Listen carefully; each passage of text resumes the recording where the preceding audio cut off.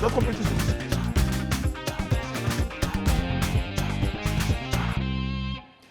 Je vous le disais tout à l'heure, les cas d'enlèvement d'enfants se multiplient dans notre pays. Que se passe-t-il? Que doivent faire les parents et nos autorités? Eh bien, ce soir, on en parle.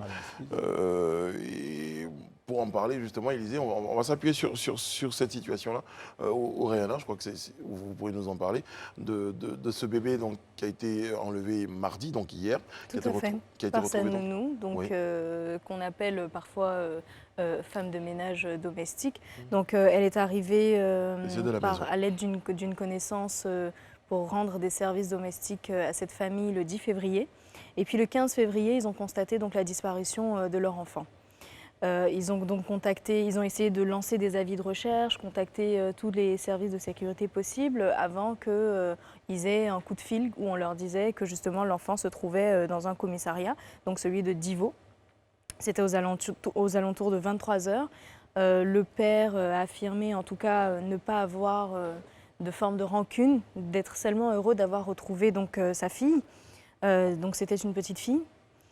C'est quand même triste parce que ce sont des cas récurrents donc, dans la ville d'Abidjan, les disparitions où on retrouve, donc, et c'est le cas pour les enfants et même pour les adultes. On avait vu le cas la dernière fois de la dame donc, qui s'était retrouvée à l'intérieur du pays également dans des circonstances pas très intéressantes.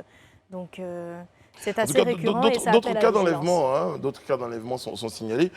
Des écoliers qui ont été enlevés donc, le 11 février à Tomodi. Un enfant, lui, enlevé donc, le 25 janvier, aurait été donc, retrouvé à Conakry, en Guinée, ça va très chez loin. les parents du ravisseur. Le lundi 24, c'est Dame et Oman, âgée de 32 ans, qui a été enlevée donc, en Dautré, puis retrouvée donc, à Diabona. Vous en parliez tout à l'heure, Rihanna, ainsi.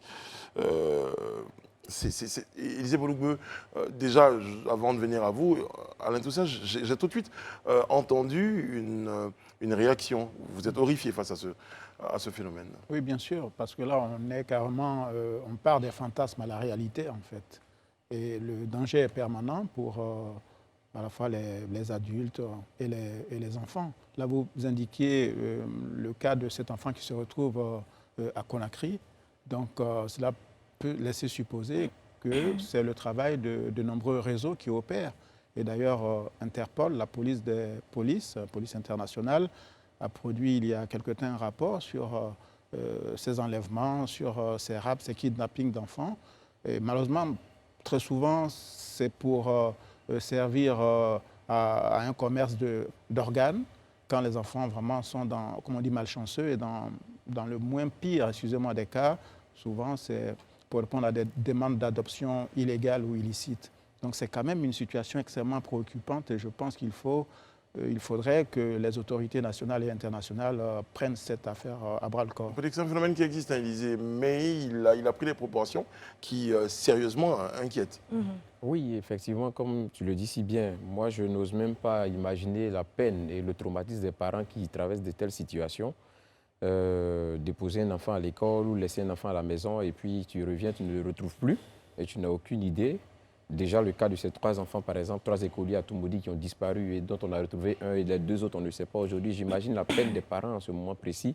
Et je crois que de plus en plus, sur les réseaux sociaux, c'est devenu récurrent. On a ces genres d'informations, on a ces genres d'annonces et ça commence à créer une certaine psychose au sein de la population. Je pense que pour une question de sécurité nationale, pour une question je dirais d'équilibre même de la société, il y a nécessité que quelque chose soit fait.